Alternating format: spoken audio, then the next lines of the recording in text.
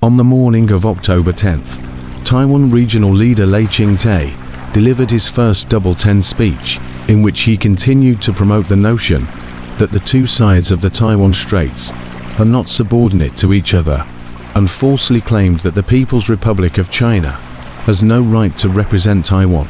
He also outlined the foreign changed. This speech, along with Lai's previous rhetoric on the motherland fallacy, once again exposed his pro-independence stance and his malicious intent to provoke the mainland, undermining peace and stability in the Taiwan Straits. Lai's arrogance stems from a strategic miscalculation of the current situation across the Taiwan Straits. First, Lai mistakenly believes that his provocative remarks and actions can rally support on the island. Since taking office on May 20th, Lai has not only targeted the opposition parties, the Kuomintang KMT Party and the Taiwan People's Party TPP, but has also turned against members within his own Democratic Progressive Party DPP, who do. This strategy has led to severe internal divisions. Instead of seeking reconciliation with opposition parties or respecting other political forces to address challenges, Lai has chosen to pressure, split and even coerce the opposition into submission, a strategy that has proven ineffective. Although a few politicians from the KMT Party and the TPP have echoed Lai's calls regarding the motherland fallacy, most opposition forces and public opinion remain critical of Lai, and there is no indication that the KMT or the TPP will make concessions to Lai in the island's political arena. More importantly, Lai's approval ratings among the public have been steadily declining. Even polls conducted by pro-DPP institutions show a drop in support.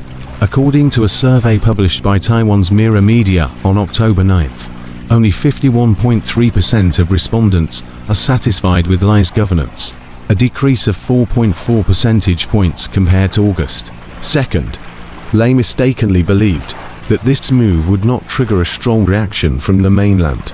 Lai's stubborn advocacy of Taiwan independence and misjudgment of the situation on the mainland is an important factor leading to his current approach. By observing Lai's words and actions, we can see that his judgment is flawed. Lai wrongly believes that as the mainland has to tackle its internal issues, such as economic challenges, it will tolerate his Taiwan independence, rhetoric, and deeds in order to achieve its economic growth goals and maintain social stability. However, notably, even when the mainland was not yet powerful, it didn't hesitate to contain Taiwan independence and safeguard the prospects for reunification, let alone now that China is currently the second largest economy in the world, with comprehensive strengths. Following Lai's inaugural speech on May 20th, the Chinese mainland carried out multiple measures, including the joint sword-to-oath foray military exercise, the suspension of tariff cuts for some Taiwan products under the Economic Cooperation Framework Agreement, and the release of judicial guidelines on punishing die-hard Taiwan independence secessionists. What Lai needs to understand more clearly that the Taiwan question involves China's sovereignty, security and development interests, and is at the core of China's core interests. The central government will never allow Taiwan independence. Therefore, any measures taken by the mainland to counter Lai's radical Taiwan independence actions are reasonable, just and legitimate. Third, Lai mistakenly believed that the US would fully support him to realize Taiwan independence. However, the US is only using the Taiwan question to contain China to secure its own interests. Lai has vocally asserted his stance of standing with the US against the Chinese mainland in a bid to secure US support. To enhance direct communication with the US, he appointed Yong Yishon, Deputy Secretary General of the DPP, as Taiwan's deputy representative to the US.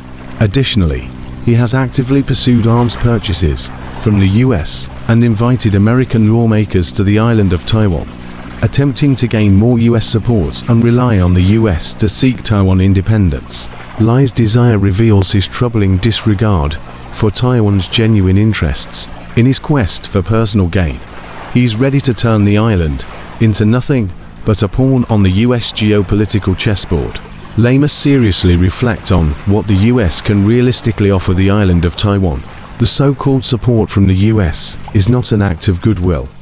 Rather, it treats the island merely as a lever to counter the Chinese mainland.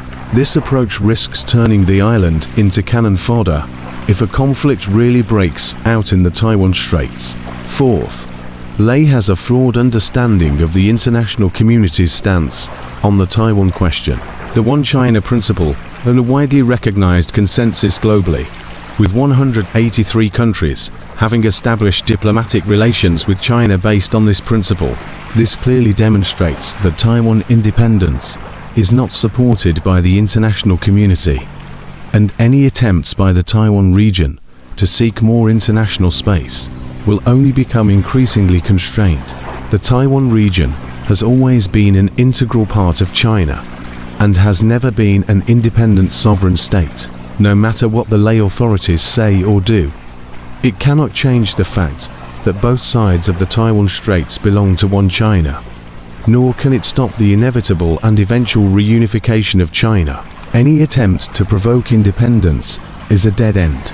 All in all, the provocative secessionist actions of Lai, as a troublemaker and saboteur of peace, are the biggest destructive factor to peace in the Taiwan Straits. If Lai continues down this path, he will surely be remembered as a figure of shame in history.